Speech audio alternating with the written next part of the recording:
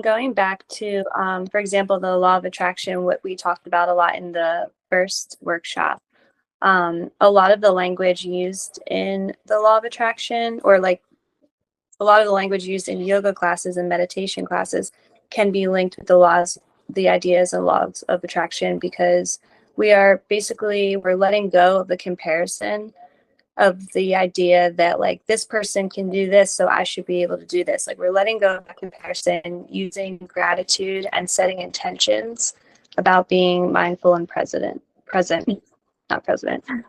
These are all important foundations for manifestation and the law of attraction, because we have to think good about ourselves. We have to stay focused and stay positive. Otherwise, it's going to take us a lot longer to be able to reach those goals. Did you want to say anything else about the law of attraction? Yes. So tying everything in, let's do a little recap here. So let's see what time we have. It's 6:53. Okay, we have some time here. So just tying in everything, because I know some of you guys weren't here for day 1, some of you weren't here for day 2. So law of attraction, day 1, law of attraction / manifestation. We went over how those are linked together. You manifest, which is the outcome, an outcome or result, right?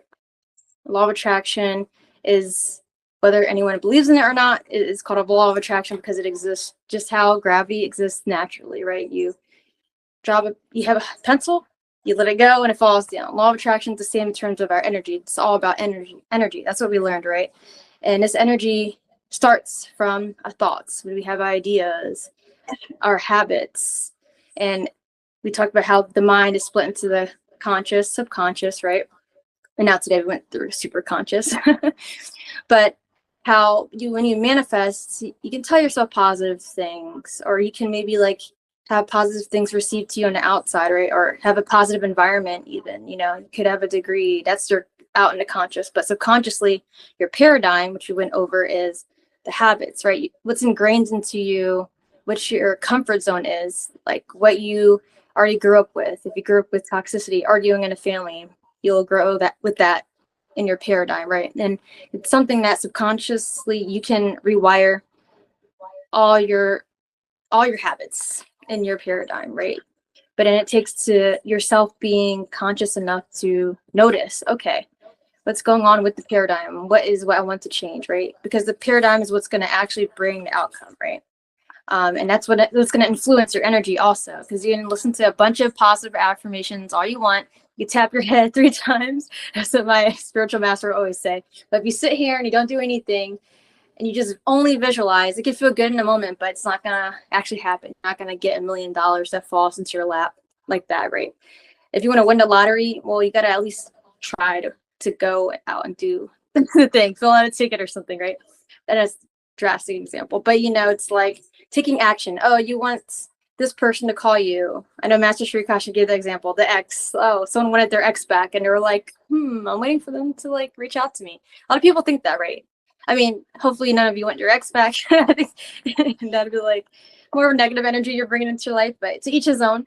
But anyway, basically it's all about energy and taking action, right? And staying aligned into the action. You can say positive affirmations all the time, but you have to reinforce them, right?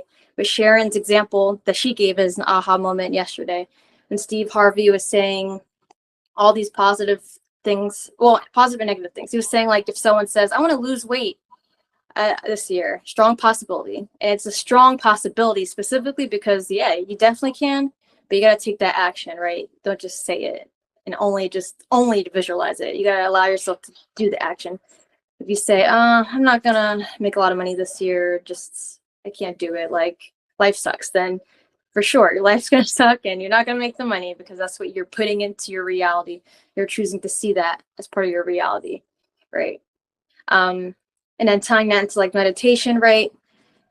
It's all about the paradigm, right? So meditation and yoga, they're meant to be what helps influence your paradigm or helps you rewire your paradigm, because your subconscious mind, as a baby, your subconscious mind, you take in all the things consciously, right? So all of us, to an extent, has to re-influence our subconscious mind. And just like you went into day 2, the brain is neuroplastic. It's elastic, right? It is like a sponge. When you're a baby, you soak in everything so much because you're so fresh. You're fresh out the womb, right? you're not conditioned yet, but as you're an adult, you get conditioned, you age, you sort of physically wear down, but we still can tangibly change these things with the healthy habits. And I know I don't want to go too much in a tangent to the science, because I know is a long conversation, but with meditation, yoga, being able to help you relax and calm down in your nervous system.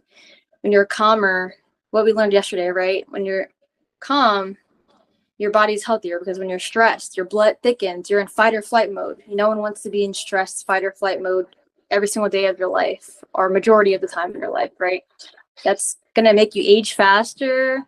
You're not going to be able to think clearly, right? You're just only feeling negative, and that's all you're attracting, right? So that's why it's so important to start within with these habits, because the yoga is a lot of the physical at first, and then it can be internal. I mean, there's a lot of asanas and niyamas. They all tie into one. There's mental yoga, which would be meditation technically. They're one and the same. But when you think of meditation, it does also start more inward with the breath, right? And just sitting within. So get the time together. Yoga gives you that blood flow movement, like we discussed yesterday. Blood flow is important for your heart health and how your whole body literally functions. You need your blood flowing in order to live, right? To get oxygen throughout. But yeah, all the beautiful stuff. So there's a lot of information today, right? In the past few days, honestly, 60 minutes or going a little over 60 minutes wasn't enough to cover like literally is enough to cover a lot, but there's so much more. Like I said in the beginning, there was literally over 600 people that they saw the advertisement on Instagram that I made, they saw like the posts, me describing what's going to be happening with it. They opened up the page. They were interested enough to click on it, that they were like, I want to change something in my life, but they did not follow through, And we talked about how the reason why is so important in the beginning, right? You're all here for a reason why, even if it was just for one day. Part of you felt so inclined to click on the link and join and see what it was all about, what was going on. And you can see there's a lot of information. There's a lot connected to all this. And it's powerful stuff. It's powerful stuff within you that you can do. And it was you guys, this beautiful handful. All right. Thank you so much, guys. We're going to hop onto the VIP. Think about the 7-week program. It'll teach you a lot on how to incorporate these things and start building the habits, because the only way to start is not to just think about it, right? It's to take action, just like you took action on joining this call. It came into your life for a reason. There's no coincidences. It's all energetic vibration. We attract to each other. Okay. Love you guys. Thanks, guys. Hearts. Peace out. Implement this in your life. Hey guys, if you like wellness and spirituality content, then I have an opportunity for you that I think you'll love. So there's a 7-week journey that I designed with my good friend Kelsey, who's a yoga instructor, and we designed a 7-week journey so you can learn how to tap into the 2.0 version of you at any given point in time, no matter how much stress you may be going through, no matter how busy your life may be. And this 7-week journey is going to offer you a ton of information that you can learn about yoga, meditation, law of attraction, and how to incorporate these routines into your daily life. Aside from that, you get to join a Discord group of like-minded individuals. We want to build this community where we can motivate each other and help each other grow and impact the world in a beautiful way. So if this sounds good to you, I invite you to check out the link below in the description box if you want more information, and hope you sign up and see you there.